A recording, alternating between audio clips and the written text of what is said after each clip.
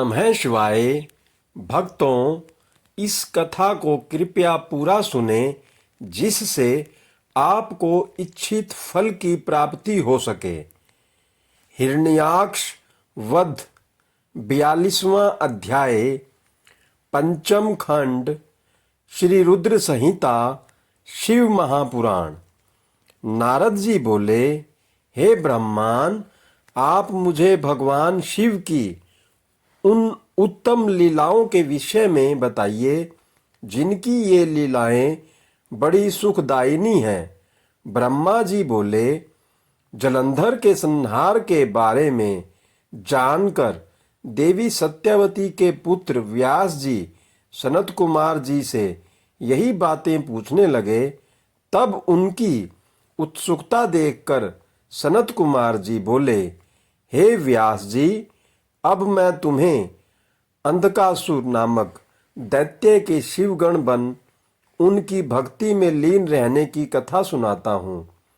एक समय की बात है, देवाधिदेव भगवान शिव अपनी प्राणवल्लभा देवी पार्वती और अपने प्रिय गणों के साथ कैलाश पर्वत से काशी जा रहे थे।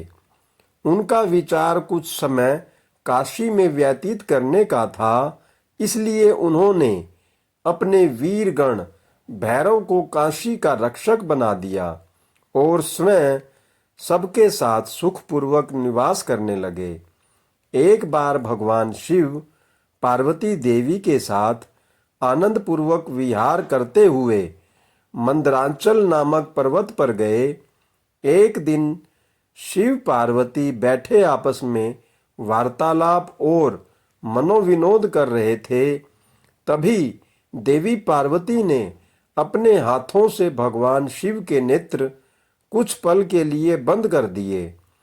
भगवान शिव के नेत्र बंद होते ही चारों ओर भयानक अंधकार छा गया। उसी समय भगवान शिव के माथे से पसीने की कुछ बूंदें निकली।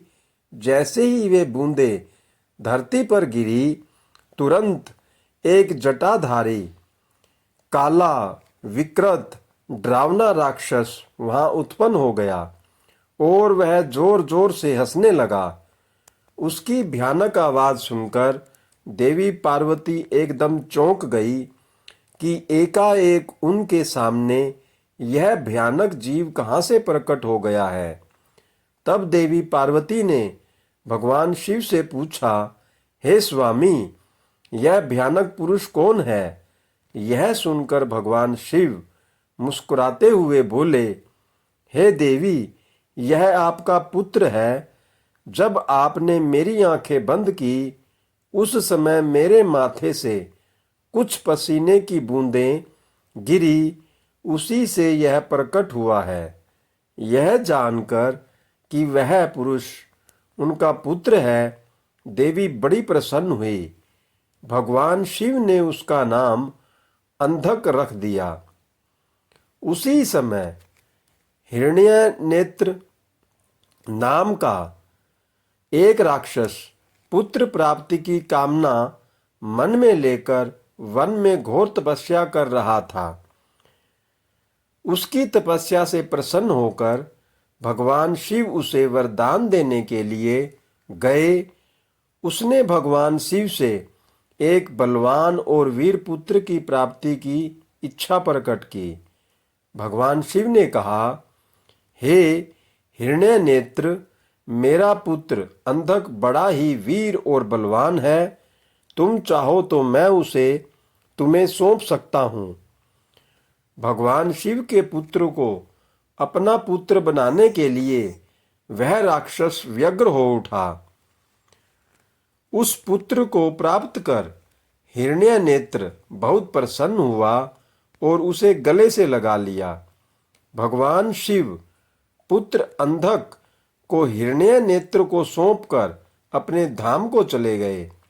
हिरण्यनेत्र अपने प्रिय पुत्र अंधक को साथ लेकर अपने घर लौट आया और उसको बहुत लाड प्यार से पालने लगा।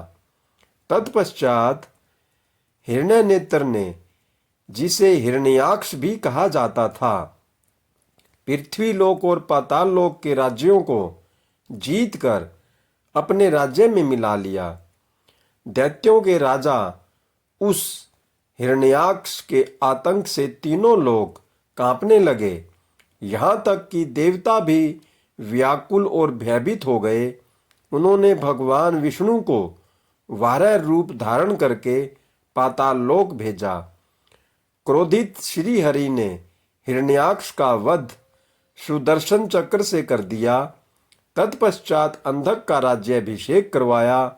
सभी देवता भयमुक्त होकर बड़े प्रसन्न हुए और भगवान विष्णु की जय जयकार करने लगे। भगवान श्री हरि विष्णु आशीर्वाद देकर अपने बैकुंठ धाम को चले गए।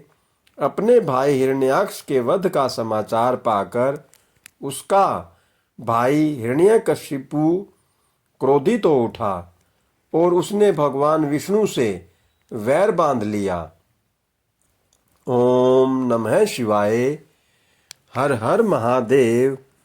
जय शिव शंभु। जय